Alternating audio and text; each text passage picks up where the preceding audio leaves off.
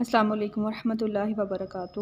Dear students, کیسے ہیں آپ سب؟ میں امید کرتی ہوں کہ آپ سب خیریت سے ہوں گے۔ آج ہم سٹارٹ کرتے ہیں سورہ نور کے جو بنیادی مضامین ہیں وہ ہمارے یہ رہ گئے تھے۔ بسم اللہ الرحمن الرحیم، شروع اللہ تعالیٰ کے نام سے جو بڑا مہربان نہایت رحم کرنے والا ہے۔ سورہ نور کی ابتدا میں عفت اور عصمت کی حفاظت کے متعلق اسلامی احکام بیان کیے گئے ہیں، جن میں بدکاری کی سخت سزا کا ذکر کیا گیا ہے۔ زانی عورت اور زانی مرد کے رویوں کی سنگینی کو بیان کر کے ان کے لیے سخت سزا تجویز کی گئی ہے۔ اب دیکھیں اسٹوڈنٹس، زانی عورت ہو سکتا ہے کہ عورت شادی شدہ ہو وہ پھر زنا کرے، یا پھر وہ غیر شادی شدہ ہو، غیر شادی شدہ یعنی کنواری ہوگی تو زنا کرے۔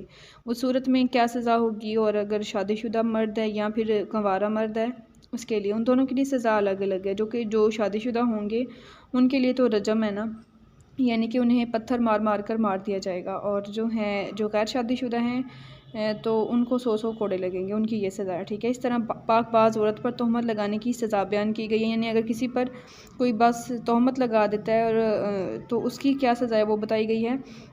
شوہر کے اپنی بیوی پر بدکاری کا الزام لگانے کی صورت میں ان کی علیحدگی کا طریقہ بیان کیا گیا ہے، جس کو لعان کہتے ہیں، اور اس صورت مبارکہ میں حضرت عائشہ صدیقہ رضی اللہ تعالی عنہا کی برات اور پاک دامنی کا بھی ذکر کیا گیا ہے، جس کو واقعہ افک سے تعبیر کیا جاتا ہے۔ افک کہتے ہیں، ویسے تو ہم بہتان کو کہتے ہیں، لیکن لغوی معنی میں اس کا یہ میننگ ہوتا ہے کہ بات کچھ ہو اور بتائی کچھ جائے، یعنی کہ بالکل اپوزٹ کر دی جائے۔ منافقین نے حضرت عائشہ صدیقہ رضی اللہ تعالیٰ عنہ پر الزام لگا دیا تھا۔ اس صورت میں اس کے احکامات سارے بیان کیے گئے ہیں۔ لغوی میننگ ویسے تو افک کا یہ آتا ہے کہ بات کو بالکل الٹا دینا، ٹھیک ہے، یعنی واقعے کے بالکل خلاف، بات کچھ اور واقعے کے کچھ، یعنی واقعہ کسی اور طرح پیش آیا اور بات کو بالکل اس کے اپوزٹ میں ہم بیان کر دیں، ایکسپلین کرنے لگ جائیں۔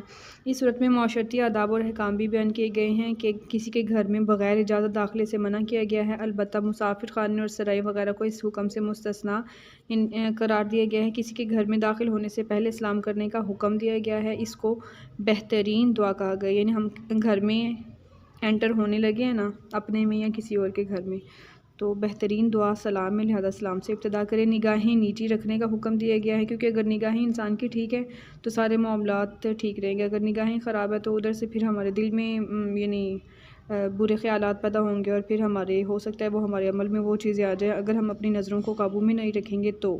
نگاہیں نیچی رکھنے کا حکم دیا گیا ہے۔ عورتوں کو حکم دیا گیا ہے کہ اپنے شوہر، باپ دادا، شوہر کے باپ دادا، اپنے بیٹے، شوہر کے بیٹے، بھائی، بھتیجے، بھانجے، مسلمان عورتوں، باندیوں، نفسانی خواہشات سے پاک مردوں اور چھوٹے بچوں کے سوا اپنی زیب و زینت کسی غیر محرم پر ظاہر نہ ہونے دیں۔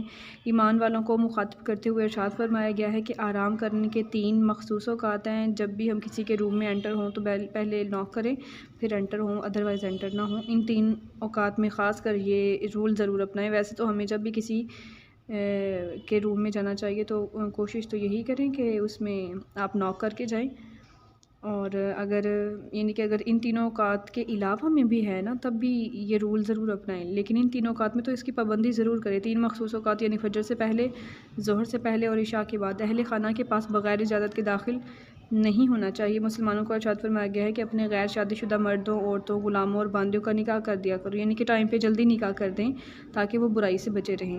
اس صورت میں اللہ تعالیٰ کی نورانیت کا بھی ذکر کیا گیا ہے۔ نورانیت کو یوں بیان کیا گیا ہے کہ اللہ تعالیٰ زمین اور آسمان کا نور ہے، اس کے نور کی مثال ایسے ہے جیسے ایک تاک میں چراغ ہو، چراغ ایک فانوس میں رکھا ہو، فانوس گویا ایک موتی جیسا ستارہ ہو اور اس چراغ کو زیتون کا تیل روشن کرے۔ نورانیت کا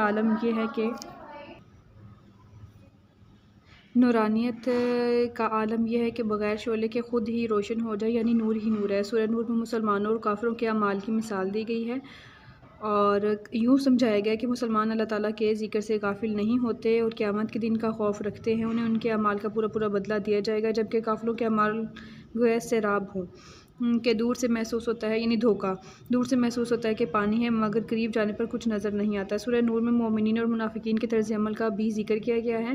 منافقین اللہ تعالیٰ اور اس کے رسول صلی اللہ علیہ وآلہ وسلم کے فیصلوں سے منہ موڑتے ہیں، ٹھیک ہے، یعنی روگردانی کرتے ہیں، منہ موڑتے ہیں، منہ پھیرتے ہیں۔ جب نبی کریم صلی اللہ علیہ وسلم کی مجلس میں بیٹھے ہوتے ہیں تو آنکھیں چرا کے نکل جاتے ہیں، جب کسی معاملے میں فیصلہ ان کے خلاف آئے تو انکار کر دیتے ہیں، یعنی مانتے ہی نہیں ہیں، اور جب حق میں آئے تو خوش ہو جاتے ہیں۔ منافقین قسمیں کھا کھا کر اپنی وفاداری کا یقین دلانے کی کوشش کرتے ہیں، لیکن اللہ تعالیٰ ان کے دل کی کیفیت کو جانتا ہے، اور دنیا اور آخرت کی کامیابی انہی لوگوں کے لیے ہے جو اللہ تعالیٰ اور اس کے رسول صلی اللہ علیہ وسلم کی اطاعت کرتے ہیں، اور روگردانی کرنے والوں کے لیے جہنم کا عذاب ہے۔ سورہ نور میں اہل ایمان کا طرز عمل یہ بیان کیا گیا ہے کہ اللہ تعالیٰ اور اس کے رسول صلی اللہ علیہ وآلہ وسلم کے فیصلوں کو دل سے تسلیم کرتے ہیں، یعنی جو اہل ایمان ہے نا، ان میں یہ خوبی ہے کہ وہ اللہ کے اور اس کے رسول کے فیصلوں کو، ظاہر سی بات ہے اللہ تعالیٰ کے تمام جو احکامات ہیں ہم تک پہنچتے ہیں، وہ اللہ نے اسی کے لیے تو سارے انبیاء بھیجے ہیں کہ اپنے تمام احکامات اپنے وہ بندے تک انبیاء کے ذریعے پہنچائیں۔ تو ان تمام احکامات کو، ان تمام تعلیمات کو، ان تمام حکموں کو جو بندہ دل سے تسلیم کرنے والا ہے اور اسے قبول کر کے اس پہ عمل کرنے والا ہے، وہ پکا اہل ایمان ہے۔ وہ آداب مجلس کا خیال کرتے ہیں، یعنی نبی پاک صلی اللہ علیہ وسلم کی مجلس میں بیٹھے ہیں تو ہم نے کس طرح آپس میں گفتگو کرنی ہے، یا کس طرح ہم نے نبی پاک صلی اللہ علیہ وسلم سے گفتگو کرنی ہے، اس کا بہت خیال رکھتے ہیں۔ آپ صلی اللہ علیہ وسلم کا دل و جان سے احترام کرتے ہیں، اور آپ صلی اللہ علیہ وسلم کو اس طرح نہیں بلاتے جس طرح آپس میں ایک دوسرے کو بلاتے ہیں، ٹھیک ہے۔